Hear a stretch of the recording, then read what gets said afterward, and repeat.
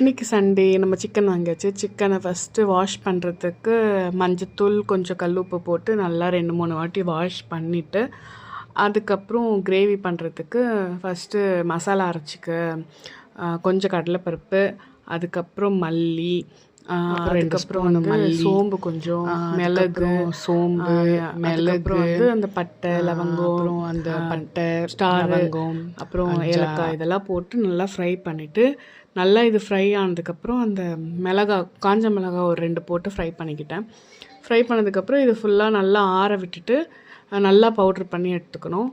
அதுக்கப்புறம் இந்த ஆறின கேப்லேயே நான் வந்து கொஞ்சம் வெங்காயம் தக்காளிலாம் வெட்டி வச்சுட்டேன். அது மாதிரி இஞ்சி பூண்டும் இடித்து வச்சுட்டேன். அப்புறம் ஒரு கடாயில் கொஞ்சம் எண்ணெய், கொஞ்சம் நெய் ஊற்றி, அதுக்கப்புறம் பட்டை லவங்கம் கிராம்பு கொஞ்சம், ஏன்னா நம்ம அதில் கொஞ்சம் போட்டிருக்கோம்ல, அதனால இல்லை கொஞ்சம். அதுக்கப்புறம் வெங்காயம் போட்டு நல்லா வதக்கிட்டு, அது கொஞ்சம் கலர் மாறினதுக்கப்புறம் வந்து இஞ்சி பூண்டு பேஸ்ட்டு போட்டு அதையும் நல்லா வதக்கிட்டு, இந்த ஸ்மெல் போனதுக்கப்புறம் வெட்டி வச்ச தக்காளியும் போட்டு நல்லா வதக்கிட்டு, அதுக்கப்புறம் சிக்கனை போட்டு நடுவில் கொஞ்சம் கருவேப்பிலையும் போட்டு, அப்புறம் சிக்கனை போட்டு நல்லா கொஞ்சம் சிக்கனை போட்டு பெரட்டும் போதே மசாலா ஐட்டம்லாம் போட்டுடணும்.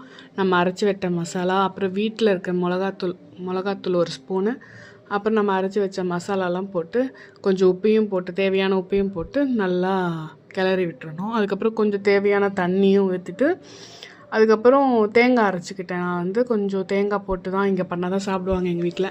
அதனால் தேங்காய் அதை வந்து அரைச்சி வச்சுக்கிட்டேன். அதையும் போட்டு அப்புறம் நல்லா தேவையான தண்ணி, எவ்வளோ தேவையோ அவ்வளோ தண்ணி ஊற்றிட்டு கொஞ்சம் ஸ்லோவில் வச்சுட்டு மூடி வச்சிடணும்.